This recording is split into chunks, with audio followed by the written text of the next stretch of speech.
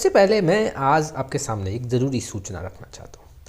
बहुत ऐसे इन्वेस्टर हैं जो इक्विटी म्यूचुअल फंड्स में पैसा लगाते हैं और उनका एक्सपोजर जो है वो आईटी सेक्टर, टेक्नोलॉजी सेक्टर में ज़्यादा देखने को मिल रहा है। देखो, अभी जो आज का स्थिति है, आज भी निफ्टी आईटी सेक्टर में करीबन 6% का गिरावट देखने को मिला। और ये जो गिरावट है, अगर देखा जाए तो फरवरी के मंथ में ये करीबन 2 टाइम्स देखने को मिल चुका है। यहाँ पे स्पेशली टेक्नोलॉजी सेक्टर में गिरावट काफ़ी बड़े बड़े फिगर में देखने को मिल रहा है। कई ऐसे स्टॉक्स हैं जो अपने हाई से करीबन 40 से 50% टूट चुके हैं। कई ऐसे स्टॉक्स हैं जहाँ स्मॉल कैप की बात करूँ जो टेक्नोलॉजी सेक्टर के हैं, वहाँ पे 60 से 70% का गिरावट है अपने हाई से। अब ये जो गिरावट लगातार जो टेक्नोलॉजी सेक्टर में देखने को मिल रहा है, स्टॉक्स काफ़ी सस्ते हो रहे हैं।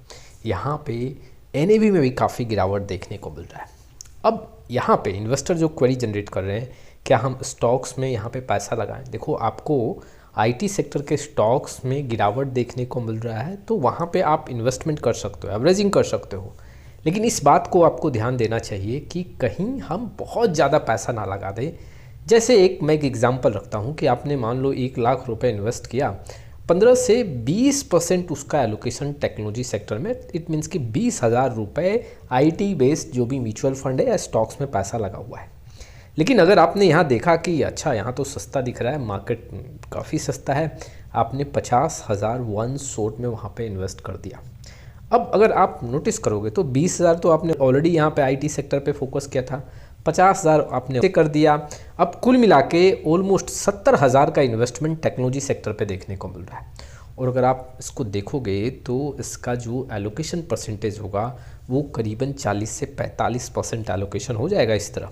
और इस तरह रिस्क काफ़ी बढ़ जाएगा। इस तरह अगर मान लो टेक्नोलॉजी सेक्टर कई साल तक नहीं चला या फिर दबाव और ज़्यादा देखने को मिला तो आपके पोर्टफोलियो में नुकसान ज़्यादा देखने को मिलेगा।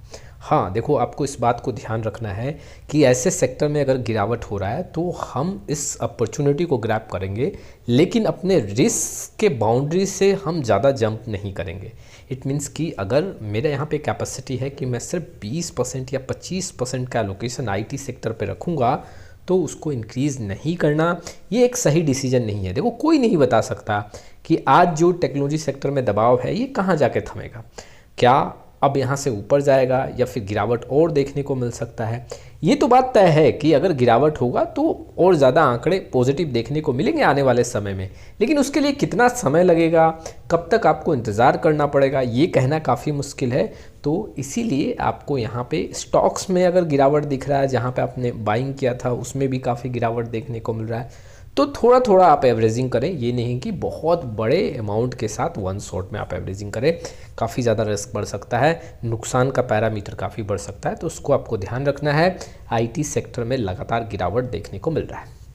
अब ऐसा नहीं है कि आपने अगर कोई टेक्नोलॉजी सेक्टर का फंड नहीं लिया है तो आपके पोर्टफोलियो में आईटी का एलोकेशन नहीं होगा।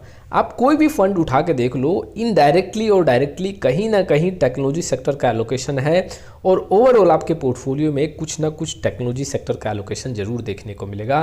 तो ये आपको एक ध्यान देना चाहिए। ज़्यादा एलोकेशन के साथ एक सेक्टर पे यहाँ रिस्क काफ़ी ज़्यादा यहाँ पे हाई कर देता है। अब दूसरे इन्फॉर्मेशन की तरफ बढ़ते हैं। देखो, आप में से बहुत ऐसे इन्वेस्टर हैं, आप बैंक विजिट करते हैं, आप किसी प्रोडक्ट के लिए वहाँ पे किसी से बात करते हैं, सपोज दैट कि आपको लोन चाहिए। अब कई ऐसे आपको वहाँ पे एम्प्लॉय देखने को मिलेंगे कि सबसे पहले वो आपको अकाउंट ओपन करवाएंगे, हो सकता है तो कोई इंश्योरेंस में इन्वेस्टमेंट करवाएं, भी हो सकता है कि कोई म्यूचुअल फंड में वहाँ पे पैसा लगा दें और तब आपको बोला जाए कि लोन यहाँ पे मिल सकता है। देखो, अब आने वाले समय में आरबीआई इसको लेके काफ़ी स्ट्रॉन्ग रूल लेके आ रही है। जी हाँ, आरबीआई ने प्रपोजल रखा है और आने वाले समय में ये स्ट्रॉन्ग रूल इन्वेस्टर के लिए काफ़ी सही होगा। कोई भी इन्वेस्टर अगर मान लो यहाँ पे फंसता है ऐसे प्रोडक्ट के बीच में और उसे बाद में महसूस होता है कि ये तो मिस सेलिंग है, मुझे रिक्वायरमेंट नहीं है, तो यहाँ बैंक वैसे इन्वेस्टर को, कंज्यूमर को पूरा पैसा वापस करेगा। इसके कुछ टर्म्स और कंडीशन हैं, उसके अकॉर्डिंग जो भी इन्वेस्टर को मिस सेल किया गया है उसको नुकसान के साथ साथ पूरा भरपाई के द्वारा होगा। सबसे पहले मिस सेलिंग के कॉन्सेप्ट को समझो। आपके ज़रूरत, आपका जो रिक्वायरमेंट है, आपका जो एज फैक्टर है, जो एक रिस्क फैक्टर है, अगर इसके अकॉर्डिंग आपको यहाँ पे एडवाइस नहीं किया गया है और कोई भी प्रोडक्ट आपको यहाँ पे बेच दिया गया है, वो एक मिस सेलिंग है। इट मीन आपका 70 से 80 साल का एज है और आपको यहाँ पे वैसे प्रोडक्ट में पैसा लगाना है जहाँ पे सिक्योर हो, और वहाँ पे बैंक के एम्प्लॉय ने आपको कोई high risk equity oriented schemes में पैसा लगा दिया या फिर इंश्योरेंस में पैसा लगवा दिया, तो देखो ये अगर देखा जाए तो एक मिस सेलिंग का पॉइंट है। और अगर आपके ज़रूरत के अकॉर्डिंग वैसे प्रोडक्ट सुटेबल नहीं है तो ये भी एक मिस सेलिंग का पॉइंट है।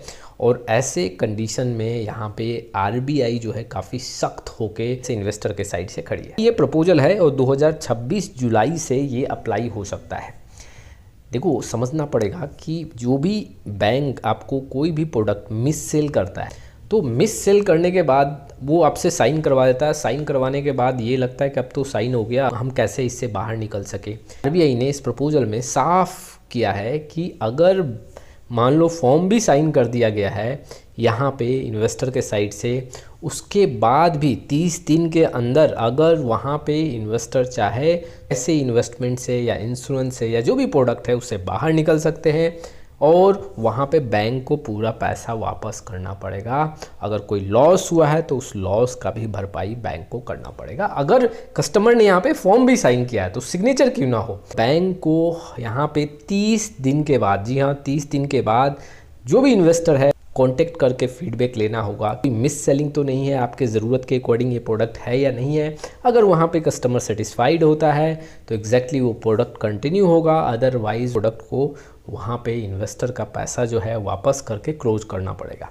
क्योंकि आज के डेट में क्या हो रहा है कि कोई भी बैंक पे अगर आप विज़िट करो, रिक्वायरमेंट कुछ और है, उसके पीछे कोई वहाँ पे आपको एम्प्लॉय कुछ और पिच करके ये बताता है कि आप इसमें इन्वेस्ट करो, आपका वो प्रॉब्लम सॉल्व हो जाएगा, आप म्यूचुअल फंड ले लो। और ऐसे में देखो इन्वेस्टर का रिक्वायरमेंट नहीं है लेकिन मजबूर होके तो वो इंश्योरेंस लेता है या फिर कोई म्यूचुअल फंड में इन्वेस्टमेंट करता है और तब जाके जो उसका रिक्वायरमेंट है उसको लेके उसको सर्विस प्रोवाइड किया जाता है, जो कि अब आने वाले समय में नहीं होगा और ये कंज्यूमर के लिए काफ़ी ज़्यादा सूटेबल है। देखो इन्वेस्टर जो है कंप्लेन भी लॉगिन कर सकता है अगर उसको महसूस होता है कि एग्जैक्टली ये एक मिस सेलिंग का पार्ट है, कंप्लेन भी कर सकता है जिससे पूरा पैसा उसको वापस मिलेगा। और ये नहीं है कि ये सिर्फ इंश्योरेंस के लिए है या फिर कोई फिनेंशियल प्रोडक्ट के लिए, देखो ये म्यूचुअल फंड के लिए भी है, इंश्योरेंस के लिए भी है। अगर कोई ऐसा फिनेंशियल प्रोडक्ट जो आपके ज़रूरत से ठीक उल्टा है, वहाँ चाहो तो उसको बंद करवा सकते हो और अपना पूरा पैसा वापस ले सकते हो लॉस के साथ। जी हाँ, बैंक को लॉस का भी भरपाई करना पड़ेगा और ये आने वाले समय के लिए काफ़ी ज़रूरी है। तो ये कुछ इन्फॉर्मेशन थे जो इन्वेस्टर के लिए इंपॉर्टेंट थे। आपका क्या राय है इस वीडियो को लेके कमेंट बॉक्स में ज़रूर आए। फिर मिलेंगे एक नए वीडियो के साथ, तब तक के लिए जय हिंद जय भारत।